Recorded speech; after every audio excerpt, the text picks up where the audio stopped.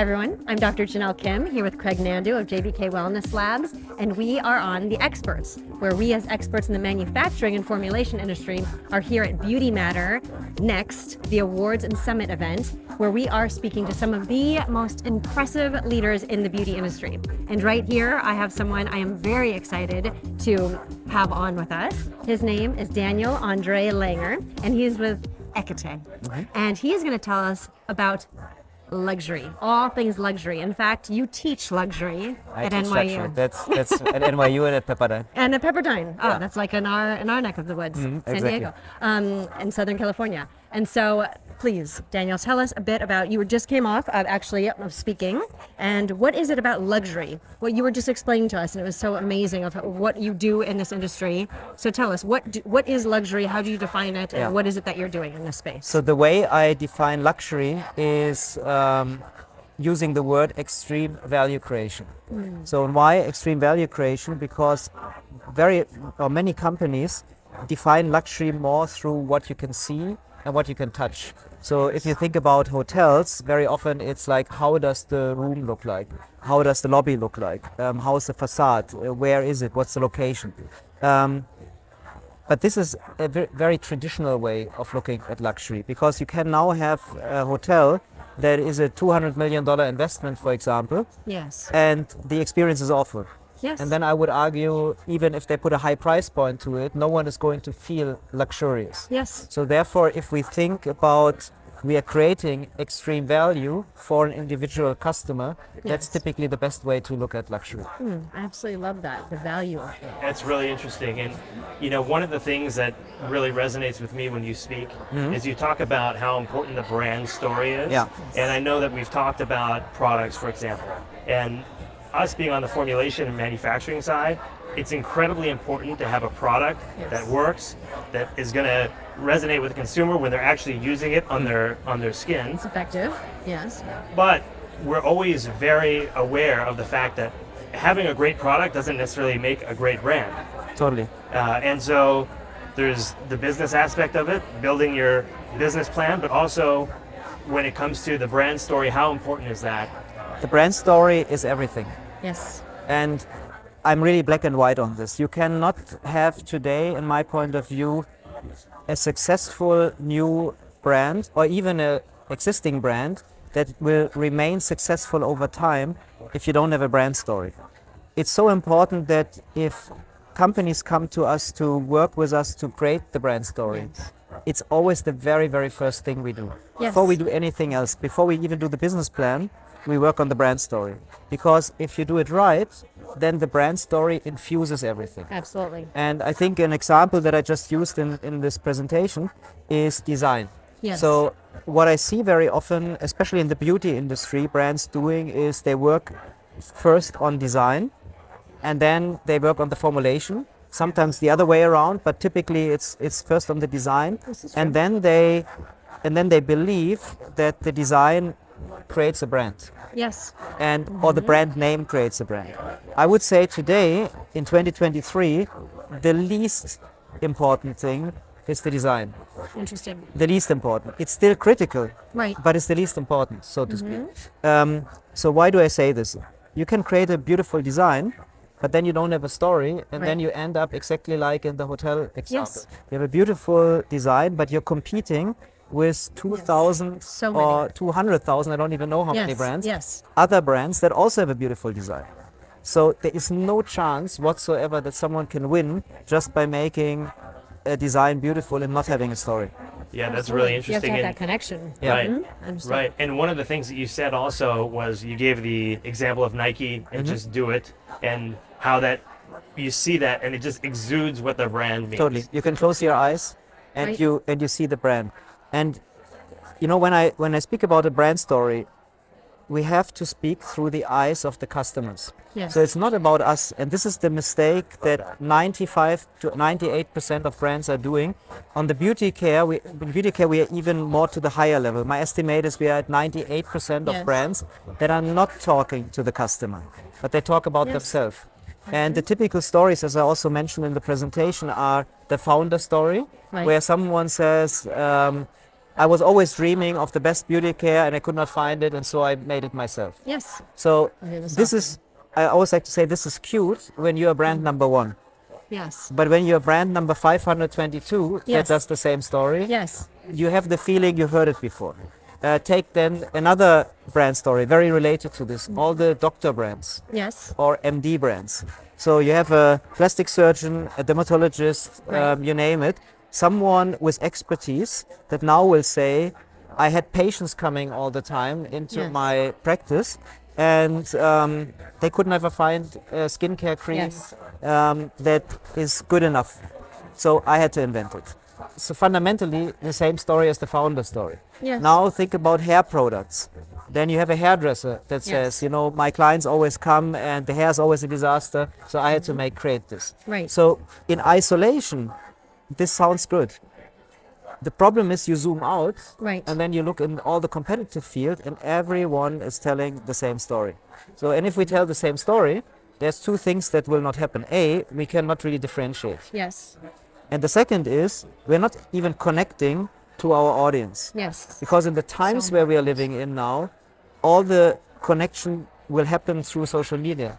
And if I want to create a consistent messaging that resonates with an audience, I cannot talk about myself. Yes. Then I have to talk to the customer Yes. and I have to tell them what they get from my brand. Yes. Only if I can achieve that, then I can be successful in business in 2023. Absolutely. My goodness, such valuable information that you're sharing. And it's really interesting. I know one of the things that you talk about also is, legacy brands. They've been established brands for a long time, and as the generations evolve, social media becomes, well, now it is ubiquitous. But as these changes happen, how does a legacy brand stay relevant? And then my next question would be, how does a new brand basically set themselves apart with all these existing brands Yeah. that exist? In both cases, again, even if I'm a little bit boring now, it's story, No, story, not boring story. at all. It's so Yeah. important. Story, story, story. Yes. So sometimes it's good to take a little bit back, kind of to go back in the history lane, so to speak. So if we think what I sometimes call marketing 1.0. Yes. So think about the US when the first settlers arrived. So now they would create a small village somewhere, and let's say there are 10 people who live there. Yes. Then what do you need? Typically you would have a general store. You probably have a saloon. Right. Because people maybe want some distraction in the evening, and then you have maybe one or two other stores. So if you have one saloon, how is the branding on the saloon? Oh, amazing. You just the write one saloon. Yeah, you just write saloon. Everyone's going right. there. Yeah, so if you see all these pictures Yes. of old, you just said saloon, general store. Yes. We did not need purpose Yes. because the saloon was the purpose. Yes. So if I have one or two, then it's very, very easy to maneuver. Right. So now a few more settlers come in, and maybe one doesn't like that saloon. Right. And then he or she decides, okay, now this is Paul's saloon, now I open Peter's saloon. yes. So now they would now add a name to this. So we're not speaking only about the category, but we say Paul's and Peter's. Yes. And then Peter wants to be different from Paul because Paul has a red interior. Right. Peter makes it blue. Right. Yeah. So this is kind of what I call branding 2.0, and this has been quite predominant for many years. Yes. Fundamentally, when we were not yet in markets that had so many products. Yes. If you go back 30, 40, 50 years, Right. we had dramatically less products Yes. and brands than we have today. Seriously, yes. Because at that time, the entry hurdle was trade. Yes. And trade could only allow a certain number of products on the shelf. So the famous, you cannot bend the shelf, they're not Right. not made of rubber. Right. So if a product goes in, another one had to go Yes. out. I love that. So now in the internet times, Yes. anyone can sell any product anywhere in the world. There is no limitation anymore Right. in terms of distribution. So this means now we are competing Yes. in 2023 with 10x, 100x, 1000x, probably 10,000x more Yes. products than in the Yes. past. So in a time where everyone competes with hundreds of thousands of competitors, I cannot just make a differentiation anymore saying my product is best. Right. Because frankly, every brand says this. Yes. So you have brand A say we are the best, brand B says we are the best, and brand C Right. says, then I say good luck. Right. The customer now decides what they find the best. So we Yes. need to give them cues. Right. And ideally, we need to give them cues that touches their heart, that makes them speak. So to answer your question, yeah, for a legacy, so why are legacy brands struggling today? Most of them. They struggle because they were born in a different time. They were born 50 years ago, 100 years ago sometimes, where you did not need purpose. You just needed a brand name, Yes. you needed a design, Right. and you needed a, let's say, fairly good product, and then you needed awareness. The name of the game was awareness. Yes. The more advertising I could put, the Yes, bigger absolutely. my name became, Right. the more I would sell. Yes. So in 2023, awareness alone is not helping, Yes. because awareness needs to be coupled with a connection with the customer. Yes, absolutely. And the customer connection is not happening if I say I'm better than everyone else. Yes, absolutely. Pepsi tried this, we know where it ended. Yes. Apple tried this in their early days, convincing everyone that they're better than Windows. The result was that Apple was very close to being bankrupt in Yes. 1997. And only when Apple started to do a purpose-driven advertising, which they introduced in 1997, did the brand start to go off the charts. So we need, if we want to be successful today as legacy brands, we need to go back into what was the original vision and try to translate this into emotional values Yes. that are today. So legacy brands can make the transfer, Yes, but they have to pivot. but to do that, they have Yes. to pivot and they have to be consequent. They cannot just basically use the same playbook as before. Yes. If not, they will be eliminated. Yes. So new brands now is even more challenging. Because a new, let's say a legacy brand at least has some kind of That awareness. base. They have created the awareness. Yeah, they have already some customers. So they have not too much time, but they have some revenue. So now course. you want to launch a new brand today. My estimate is, and maybe you have better visibility on this, but I'm probably confronted once a week Right. with a new brand that Yes. launches in the beauty space. Yes. And so my estimate is that probably every day at least one new beauty brand Yes. comes to the market Yes. somewhere in the That's world. fair. Yes. Absolutely. Maybe even more. So we have Yes. one new brand. Failure rate is about 90 to 95%. So 95% of brands that are launched today are not going to be there anymore in 3 to 5 years. Yes. 95%. Yes. So this means the majority of new brands Yes. are going to fail. Right. So why are they going to fail? Because they didn't tell a story. Yes. Yeah. So the story becomes the number one differentiator. And as I said, the story cannot be we are better. Yes. The story cannot be we have the better science Right. or we have ingredient XYZ, because you Yes. can have ingredient XYZ.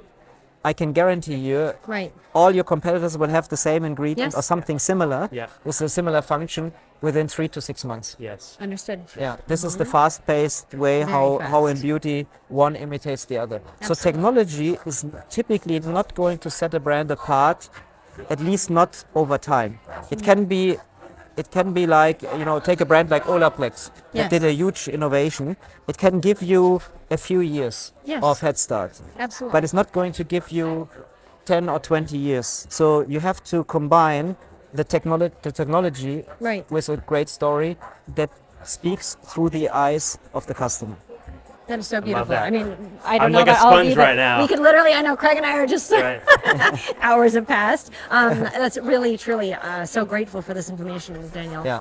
This really is valuable information. That's why Craig and I are silent, just listening for. And maybe yes. to add to this, just Please. one thought. It is very difficult to create a brand story. Yes. It And I would absolutely is. urge everyone that has to do it not to rush it. Yes. Because what I see is that every company tries to make a story. Yes. You don't, every brand you go on the About Us, they will say something. Yes. But typically they say the obvious. As we Right. said, oh, I as the founder was unhappy, so I found something. Right. So I always like to say this is interesting piece of information, Yes. but for me as a customer, irrelevant. Yes. Completely irrelevant. They waste my time Sure. because I want to know now, okay, so they were unhappy. So Yes. now what did they do differently Yes. and now because of their brand, now they can sleep well. So this is what I Right. want to know. Yes. And if they don't tell this to me, Yes. then I as a customer cannot make this up. Yes. And I will never forget a conference I was recently at where there were like 20 products that were delivered. We were there when you talked about Yeah. this. I was going to tell everyone this story, and I love that it's coming from you, Daniel. You were up on stage presenting, wherever we were, And you said this, and Craig and I immediately, I don't know if Craig told you this, but we're like, we really like him. Yeah. That makes so That's much right. sense because no one is saying this. So please tell the story yourself. Yeah, But it made so a huge impact. The story, and sometimes you just have to be frank with the audience. Yes. And I was asked to present about pricing and about how can the brands that were present at the conference, how can they differentiate in Right. price. So I was very excited when I got like the swag bag the day Yes, before, of and I course. take all the brands out. Right. And I take brand one out and look at this, and they say anti-aging, fancy name, Yes. take the jar out, look nice. Right. So I said, cool, very cool. So this was the moment where I was still happy. Yes. Brand number one. Let's say again, in isolation, Yes. most people do a great job. Sure. But then they Beautiful don't things. they Yes. don't look at the bigger picture. Yes. Now I take brand 2 out and brand C and brand D, and I got more and more confused. They Yes. all had the same story. Yes. And maybe, I don't know if you remember, but when I was presenting this, suddenly I was probably the most hated person in the room of those brands. And then I saw some brands said, no, but we are different. And then I saw the next CEO of another brand, no, but you don't understand. We are different. Yes. And then I just said to myself, good for you that you tell Yes. a And now they're not in client business anymore. No, that, I'm just joking. that I don't understand. Yes. They should be very concerned if I Yes, don't understand, understood. or if a customer doesn't understand. Understood. So, and the problem now is I have 20 brands fundamentally with the same story, all with beautiful jars. All with nice formulas. They all smelled nice. So no red flag there. Right. But because the story is the same, I basically had to tell the audience, guys, forget pricing. Pricing is easy, more or less Yes. category average. Right. No chance to take a price up because there is no piece of information Yes. you give a customer to justify to pay more. So, but when again coming back to your very first question, what is Yes. luxury? When I said extreme value creation, extreme value creation means someone has to tell me what kind of value they are creating for me. Yes. I have to feel it. It's typically not something rational. Yes. If I get an Excel sheet with an ingredient list, Yes. this is not something that makes any person excited. Right. The ingredient list is important because we want the product to perform. Yes. But I want to be excited by something emotional, by understanding what emotion does the brand give me. Interesting. Which kind of, or what can I do differently through that brand? These are the tough questions. Sure. It's the passion, it's the purpose, Yeah. it's the intention. And I Yes. can tell you, most companies struggle to answer these questions. Yes, I can see that. Absolutely. I have seen probably in my entire life 3 or 4 times Yes. from hundreds of brands that I worked with, 3 or 4 times where the management team had clarity on those questions. Yes. And not only one person, but everyone. The default that I see most often is that you ask 10 people within the same brand, within the same company, to give me a description of how they would describe the Interesting. brand to someone who has never seen it. This is the only question I want them to answer. And I tell them, please give me one sentence. First of all, everyone gives me 3 or 4 or 5, Yes. which already shows that to compress this into Yes. one sentence is challenging. And then even worse, I have 10 people and I get now 30 different brand stories. Sure. And no one seems to agree on what the brand is. Yes. So now the challenge is, if internally, whether this is in headquarters or in the marketing department or so, there's ambiguity what the brand is. Yes. Because the question has never been really clarified internally. And Yes. everyone just assumes Sure. that all the colleagues see the brand in the same way. Then, of course, towards retail, Yes. towards the press, but more importantly towards customers, Yes. there's going to be a maximum confusion because even internally they're confused. Yes. Such good It's like advice. 1 degree of Yes. confusion It goes. multiplies. Absolutely. It Exponentially. multiplies. So if in the, let's say in the C-suite, there's no clarity. Right. Now within the company, the further out you go, you will have less and less understanding Of what the course, brand of is. course. So and then you have the touch points where a salesperson now has to speak with the client. Right. And then the salesperson, everyone always, humans typically try to do their best. So it's not that someone typically internally wants to torpedo the brand. Sure. But if we don't enable them Yes, of to course. give their best, because we have a confusing story or a story that is not giving any emotional cues, Yes. of course no one is going to ever be able to buy into that or to sell a brand consistently. Yes. Such beautiful information. Thank you, Yeah. Daniel. Truly. Yeah, I would very welcome. recommend to Yes. every brand, as you're building your brand, Yes. take this advice, put it on a recorder, and put it under your pillow, and try and take this in by osmosis, because it's really important. I could not agree more. Could not agree It's the more. most critical. And the interesting thing is because we work with brands across Yes. different categories, not just with Yes. beauty, Right. automotive, hospitality, fashion, jewelry, watches. In each category, the same dilemma happens. If I speak with watch brands, they will all tell me, "Oh yeah, we are from Switzerland and we have the best possible quality." Yes. If you speak with car brands, they will all tell me about how their engines are so different than Yes. the others. So every category has certain what I call category stories that Yes. everyone narrates. Yes. And then everyone kind of say, "We're doing a little bit better than the others." Yes. But how they do it better, they're typically vague. yes. And again, most it's not important. so relevant. I'm not so relevant if what brand A believes makes them better than brand B. Yes. I'm much more interested as a customer to understand what can brand A give me Yes. differently It's going to affect than, my life. than brand B. basically, in some And way, it doesn't shape, have to be better. It has to Right. be more relevant. Yes, Yes. resonate with us. Yeah. You're right. And this means also brands have to take a position if you tell a story. Yes. It cannot be everything for everyone. In 2023, this is going to kill any brand that tries to be an all-rounder brand. You have to have something that you Kind of truly niche, believe in. A specific, yes. Yeah, some ethos, Yes. and then you have to build everything around that ethos. Yes. It's the only way you can build a brand today. Oh, such valuable information. I cannot say that enough. We did not even have to go to NYU or Pepperdine. We are here with Daniel. I Very really, inspiring. Really appreciate you. Very inspiring. Truly, Thank this you. is such Now, information. because we're here at Beauty Matter, Yes. beauty industry, beauty show, we have a question that we like to ask people Yeah. to close out what we're doing. What does beauty mean to you? What does beauty mean to me? I think beauty means ultimately to feel great in your own skin and to feel good every day, so Yes. to speak. And it can be both like a result yes, and it can be a mindset. absolutely. In fact, maybe it should be both. Maybe both. In my humble opinion, and what I teach around the world, it should actually be both. Thank you so much, Daniel. Absolutely. Thank Wonderful. you, Daniel. And Thank where you. can everyone find you? Please, to everyone, if you can Thank you. tell them where to find you. So that they Where can where stay to in where touch to or- find me? So Find my your company is services. Equite. Yes. So you can see that on equitebrands.com. This is probably the easiest way to get in touch. Yeah, okay, wonderful. Excellent. Well, certainly please reach out to Danielle before you do anything, and certainly stay in touch with Craig and I at Dr. Janelle Kim and JBK Wellness Labs. Thank you.